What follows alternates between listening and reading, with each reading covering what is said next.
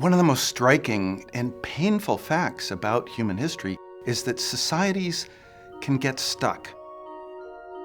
They can have a pattern of behavior that persists long after it's become clear to everybody that this pattern is harmful, it's holding everyone back. The challenge is how to give people in that situation a mechanism to escape from that trap and make real progress. The Charter Cities Initiative is a framework for reform. Our role at NYU in encouraging the development of entirely new cities, charter cities, is to give countries the confidence to undertake a reform that they think will be beneficial, but is difficult to carry out broadly for the entire society.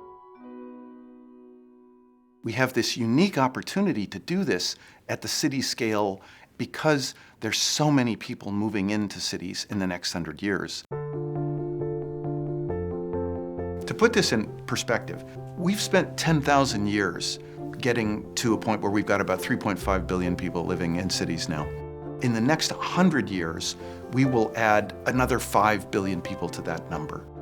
That 100-year window gives us a unique chance to use urbanization and guide it in ways that generate true progress.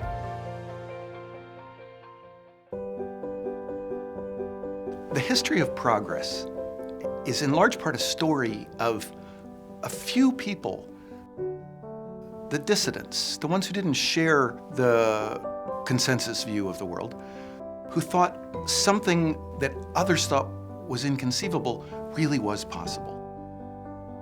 This is a picture of William Penn, who was a Quaker dissident who was given the area that's now known as Pennsylvania.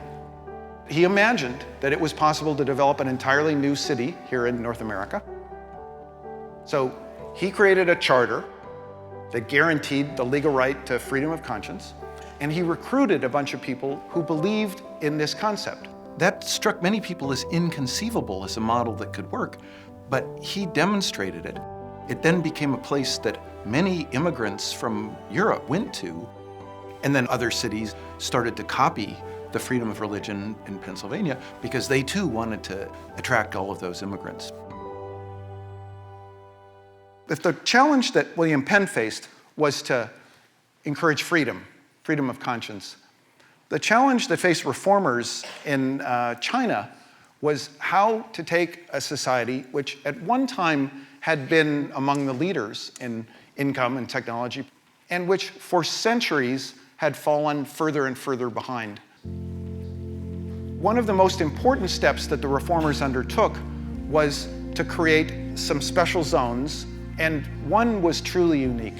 In Shenzhen, the Chinese government tried some policies to allow the market to decide where people could work, to allow foreign firms to come in and work with Chinese firms, work with Chinese workers.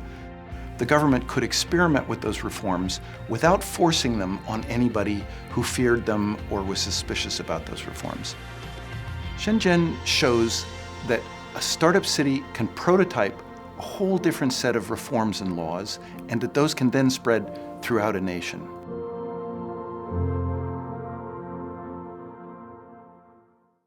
Those of us working at the Charter Cities Initiative don't believe that you can reform a society just by passing a law.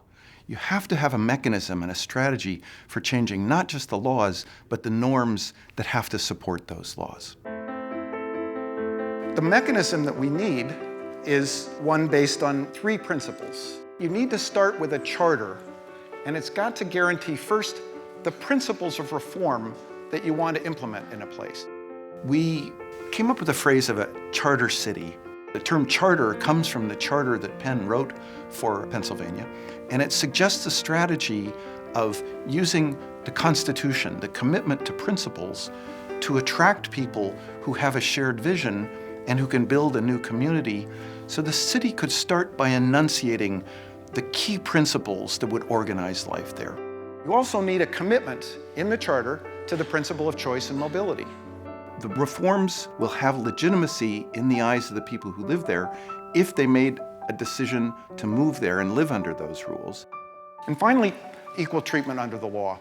Because if part of what you're trying to do is create a culture that's shared, that everyone believes in. It's like that culture of freedom in Pennsylvania, the culture of market choice, market opportunity in Shenzhen. Everybody has to have a stake in those norms in that culture. The big picture is that charter cities will speed up progress. But at human scale, what a charter city means is new opportunities, new choices for families. When the father from Bangladesh has to go to Dubai and be treated as a third-class citizen to earn some money to send home for his kids, something's wrong. The world should be creating those opportunities for those families to have good jobs, but to remain as an intact family.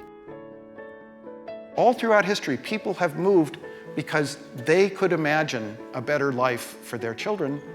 And the ultimate indicator of success would be if every family in the world felt like there were many cities that were actively competing to have them as residents, so they could choose to go to the one that best expressed their ambitions, their hopes.